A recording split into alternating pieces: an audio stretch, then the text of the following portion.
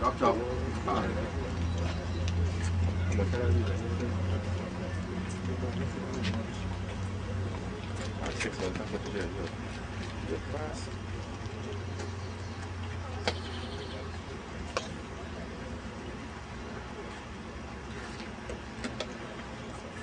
Studies about the static stretching using muscles weak and whatnot. So that's why it's very important to have dynamic stretching. So this, I think that's the key, the major difference from what we used to do. No, but he's talking about stretching before competing. Huh? No, it's a type of stretching. It is not stretching, it is a type of stretching. The stretching has to be a continuous movement. As you say, no more than 5 seconds. You don't hold your muscle no more than 5 seconds. Oh. You know you have to stretch, but it's dynamic stretching. So, you see sometimes you hold 1, 2, 3, 4, 5, 6, 7, 8, 9, 10. You don't want to be doing that before. Those studies have shown that use the muscle fibers weaker one. Okay.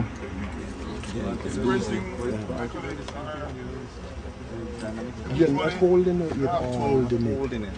Put a lot of emphasis on ground preparation and actually the mechanics of actual running. So as a result of that, the drills that they do will reflect loss reflective movements, and so which is good for ground preparation, right? So in other words, it becomes a habit, and as a result, it helps the mechanics of the sprinter, whether through training or through competition.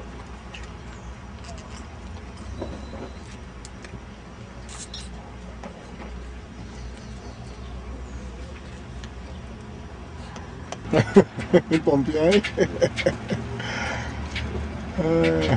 You got your trip, eh? Huh? One leg thing. The desired effect.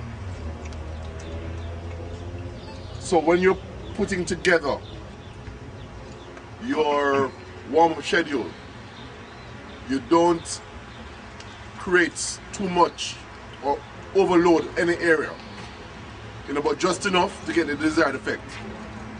As long as you're concentrating on the active stretching, the mobilization exercises, and the drills that you want to achieve. All right. Interaction with your athlete is usually a very, very good idea, because especially an experienced elite athlete, they know when their body is ready. Sometimes you may recommend 5 fire hydrant drills, for argument's sake, and at the end of it, they don't feel as if their hip flexors are in a position. You may have to complement it with something else. So it's not always just within a mold, and usually you try and do it a little more extensively in your usual training session, whether in general preparation or special preparation, as against what you're doing for competition. All right? So it has this flexibility and this variation. You work it accordingly.